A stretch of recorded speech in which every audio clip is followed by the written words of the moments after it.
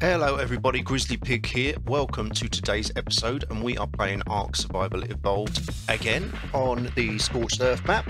And as you can see here, I have found a level 150 wild mantis, and I'm going to show you how I go about and tame this. So what you'll probably find is that you will find a high level one out, and then you should probably mark it and go back to your base and get the stuff you need if you don't have it already. But ideally you'll already have the stuff you need for it. But you can see what I did here is that happened to me. I was doing something else, so I've just fed it a second time, and these things eat the deathworm horns. So if you want to know how to get deathworm horns to tame this, then I've got another video that shows you how to farm those very effectively, and I'll link that at the end of the video.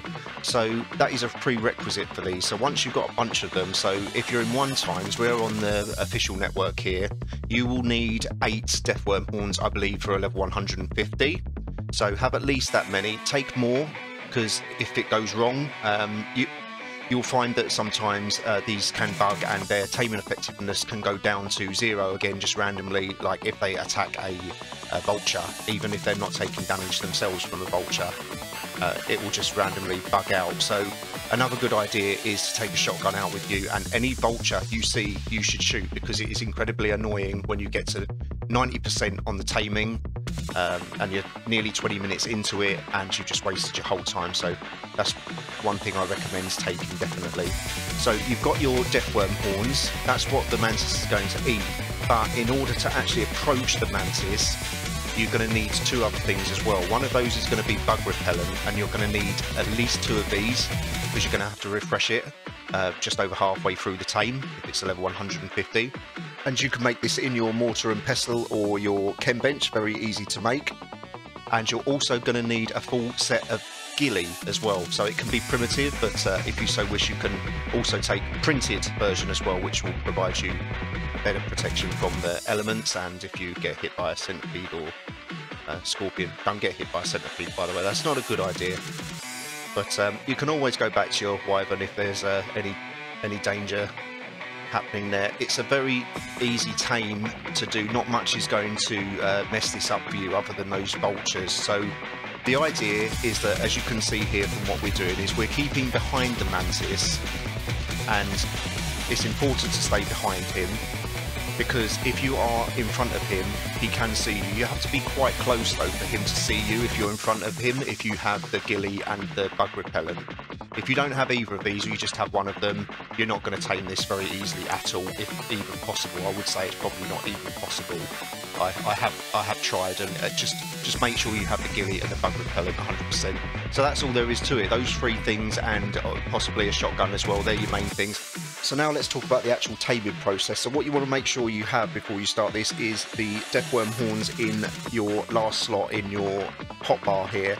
And for the first feed, just go up to it and press E when it says it wants to eat. And then what I like to do is, it's a level 150 this one, so what I do is set a timer for 2.5 minutes, or you can watch its food as well. I can't remember how much food a deathworm horn takes exactly, but you could watch the food as well if you've got tech binoculars particularly.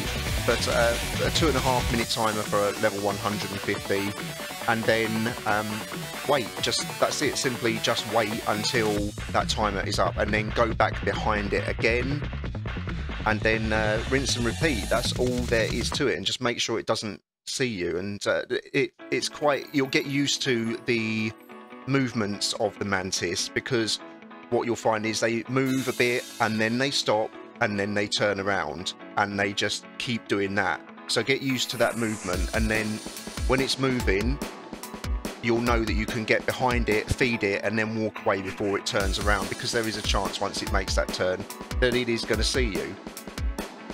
But if it does see you, don't panic, just run away back to your wyvern, fly out of render range of the mantis, and then fly back again. And when you land and hop off your wyvern, and you could just carry on the process where you left off, it shouldn't have lost any taming progress or anything like that. The only reason it's going to lose any taming progress is if you leave it far too long. It needs to be quite a while. So there we go, another thing that makes this really simple.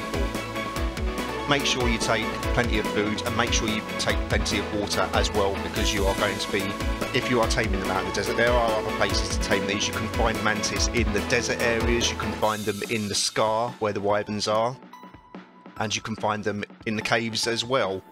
So you've got different options of where you might find them there. But I farm a lot of deathworms. I tend to find them when I'm out in the desert farming deathworms. Sometimes I do take the stuff with me when I go out farming deathworms, just to min-max on my my journey, just in case I come back with no black pearls or anything like that. Maybe I'll find a mantis and it'll have all been worth it.